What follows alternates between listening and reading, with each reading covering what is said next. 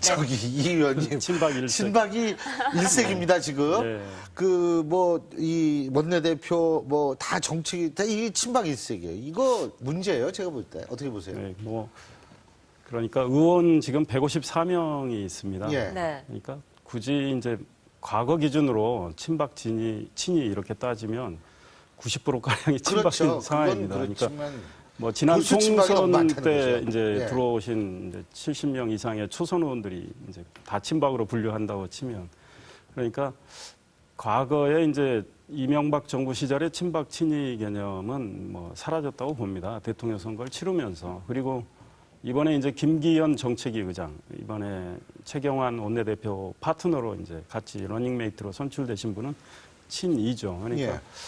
뭐 저희들이 굳이 요즘은 그런 저희 당에서는 그런 구분을 안 하는데 지금 우리 이제 신 교수님께서 우려하시는 그런 뜻을 저희들이 잘 헤아리고 저도 동굴의 우상을 얘기했을 때 비단 여야 간에만 그게 있는 게 아니고 같은 정당에서도 그 동굴의 우상이 있다고 생각합니다. 그래서 이 일종의 파당이랄까 또 계파 뭐 이런 데 따라서 상대를 잘 이해하지 않고 이런 게 있는데요.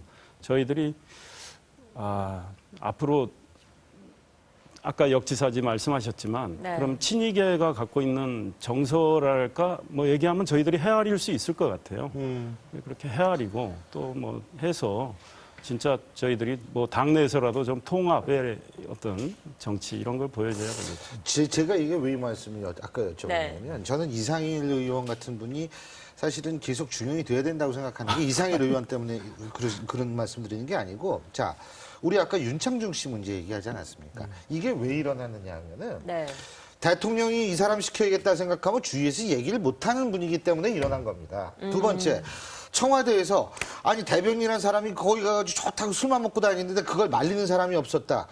세 번째, 그 윤창중 씨가 기자회견할 때 네. 물귀신 작전, 이남기 수석 물고 들어가. 이거는 뭐냐면 청와대 전체의 분위기도 박근혜 대통령만 바라보지 서로가 위기의 질서 속에서 조직이 돌아가는 거 아니라는 거를 반영한다고 그 보거든요. 위계 질서가 완전히 없다는 걸 그럼요. 보여준 것 같아요. 그럴 때 제 목소리를 내기 위해서는 청와대를 새누리당이 견제할 땐 견제하고 비판할 땐 비판을 해줘야 돼요. 근데 이게 뭐 친박 일색이면은 그리고 예전부터 같이 친박이었던 분들의 일색이면 그냥 또 가만히 있을까봐 저는 그게 걱정이 돼서 그래요. 예, 뭐 참 그런 지적을 많이 받고 예. 있는 네. 현실입니다. 그래서 그걸 잘 깨달아야 되겠죠. 그런데 이번에 이제 원내대표 경선 과정에서 우리 최경환 원내대표 이제 그렇죠. 당선되신 분, 또 이주영 이제 여의도 연구소가 이제 승격이 돼서 연구원이 됐는데 이 원장으로 중용되신 이주영 의원님. 두 분 말씀이 앞으로 청와대에 대해서는 할 얘기를 하겠다. 이제 이런 말씀을 공유하셨습니다. 그러니까 그걸 뒤집어 보면 네. 못하기 때문에 서로 그 그렇죠. 말씀을 하신 거 아니겠습니까? 그러니까 이제 우리 최경환 원내대표 그 중책을 맡으셨으니까 그 과연 당청 관계를 건전하게 가져가야 되겠죠. 그래서 저희들이 끌려다니는 관계가 아니고 뭐 당에서 청와대가 잘못 가고 있을 땐 당연히 지적을 하고 비판을 하고 그래서 이렇게 가야 된다고 뭐 가이드도 하고 이런 역할을 해야 된다고 생각합니다. 저도 고별사에서 뭐 그런 걸 당 지도부가 못할 땐 저는 초선이고 평의원이지만 네. 저도 그렇게 가면 안 됩니다. 얘기하겠습니다. 이런 얘기를 했는데요. 지금 다 주시를 하고 있다고 생각합니다. 그래서 오늘 조선일보에 난 최경환 원내대표, 전병헌 원내대표 그 말씀 중에서도 그 내용 최경환 원내대표가 뭐 자기가 견인할 건 견인하겠다, 쓴소리 할 건 하겠다고 말씀을 하셨으니까 좀 기대를 갖고 지켜보시면 어떨까. 그렇죠. 이게 그렇게 되면요. 네. 청와대의 잘못이 새누리당의 불똥을 튀면 이거는 사실은 이게 공멸할 수가 있거든요. 맞습니다. 구분을 딱딱 해야죠. 방화벽을 당과 청와대 사이에 이렇게 딱 방화벽을 쳐야 되는데 지도부가 이 방화벽 역할을 해야 되는데 한번 지켜보겠습니다. 기대해야 못하면은 될것 같아요. 다시 모셔가지고 다시 한번 여쭙겠습니다. 예. 네. 자, 그러면 잠깐 안철수 의원에 대해서 얘기를 좀 해볼까 합니다. 또 이 의원님이 사이사 재부선 때 이런 말씀 하셨더라고요. 안철수 후보가 만약에 국회에 입성을 한다면 새누리당이 상당히 자극을 받을 것 같다. 네. 지금 안철수 의원 때문에 새누리당 자극받고 있다 보십니까?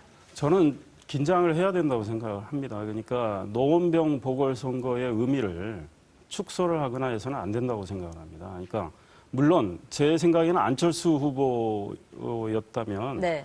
뭐 부산 용도에 가서 좀 더 과감한 결단력을 그렇죠. 보여주는 게 예. 좋겠지만 뭐 그 안철수 후보 입장에서 그렇게 가는 게 아마 더 큰 정치적 영향력을 발휘할 수 있었을 거라고 생각하지만 그래서 본인이 쉬운 곳으로 갔다고 해서 우리 새누리당이 뭐 안철수가 이기는 곳인데 또 우리 새누리당이 약한 곳인데 그래서 그 안철수 의원의 그 승리의 의미를 저희들이 축소해서는 안 된다. 평가절하해서는 안 된다고 생각합니다. 왜냐하면 그 득표 내용을 보면요. 네. 1년 전에 저희 노회찬 의원이 득표한 것보다 안철수 의원이 득표를 한 3점 몇 프로 더 했습니다. 더했죠. 그때는 선거 구도가 저쪽이 단일화가 되고 단일화했죠. 있어 1대1 구도였습니다. 그런데 이번에는 사실 야권이 좀 분열된 구도였지 않습니까? 노회찬 전 의원 부인도 나오시고. 그러니까 그런 구도에서도 안철수 후보가 60%의 득표율을 올렸거든요. 그다음에 우리 새누리당에서는 같은 후보가 나왔는데 1년 전보다 7%포인트가 떨어진 겁니다. 그렇죠. 네.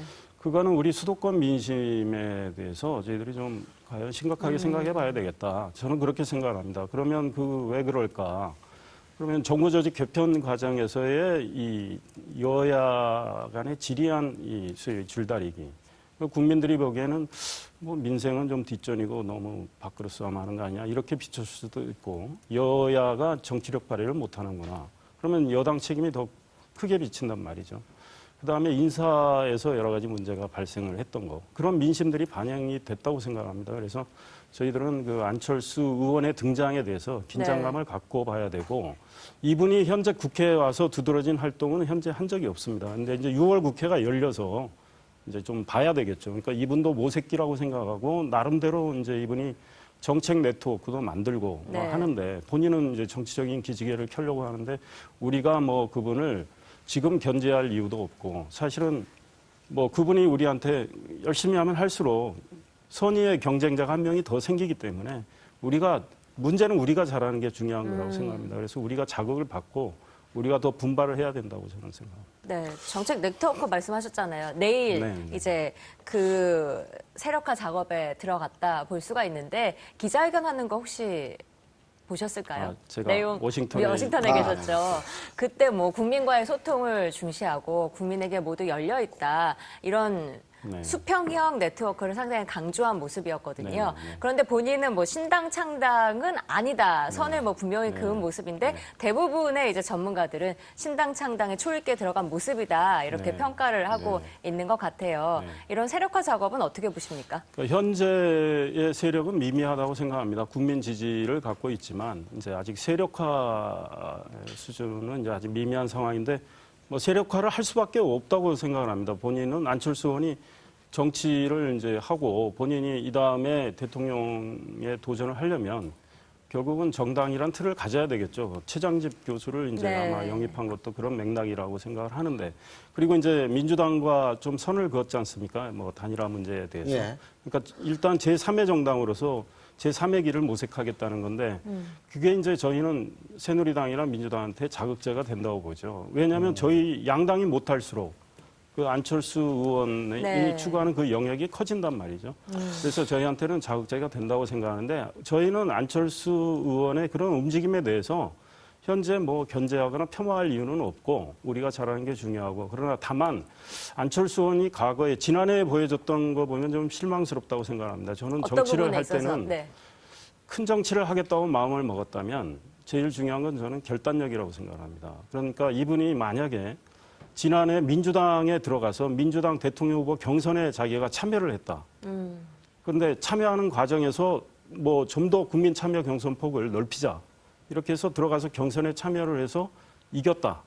문재인 후보를 꺾었다고 생각하면 대선에서 저희는 훨씬 어려웠을 겁니다. 물론 그렇죠. 그다음에 이제 단일화 과정에서 아름다운 단일화를 말로는 했지만 몸으로 보여주지는 못했지 않습니까? 그리고 이제 단일화 국면에서 퇴장했다가 다시 돌아와서 문재인 후보를 지지하는 과정에서 네. 대인의 모습을 보여줬다면 난 문재인 후보한테 섭섭한 게 많지만 정권 교체라는 대의를 위해서 내 모든 걸 바치겠다. 모든 걸 던지겠다. 그런 대인의 모습을 보여줬다면 저희 박근혜 후보도 굉장히 더 어려운 게임을 했을 거라고 생각합니다. 그런데 그런 면에서 결단력이 부족한 거죠. 그리고 부산 용도에 가서 한번 부딪혀 보겠다. 아직은 그런 걸 못 보여줬습니다. 그래서 안철수 의원